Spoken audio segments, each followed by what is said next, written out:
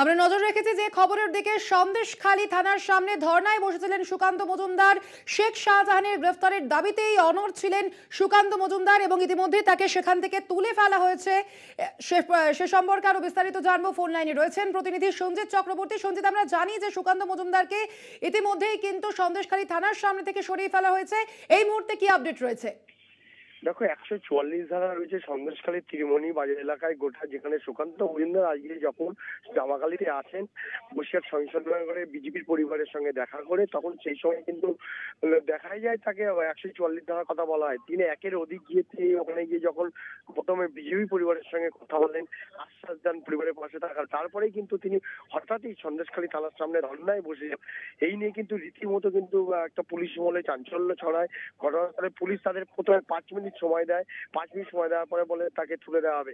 কেন বারবার তারা এটা বলতে চাইছে যে 144 ধারা অমান্য করে তিনি যেভাবে ধর্নায় বসেছেন তা রীতিমতো ভায়োলেট করা হচ্ছে, আইনের ব্যবস্থা নেবেন। এই নিয়ে কিন্তু রীতিমতো পুলিশ এবং সুকান্ত মজুমদারের যে নেতৃত্বের সঙ্গে বচসা শুরু হয়। তারপরেই পুলিশ 5 মিনিট অতিক্রম করে যাওয়ার পরেই তাকে চ্যাংদোলা করে একেবারে তুলে দিয়ে টোটোয় তুলে একেবারে সন্দেশখালী ঘাটে আসে। সন্দেশখালী ঘাটে এসে তাকে লঞ্চে তুলে দেওয়া হয়।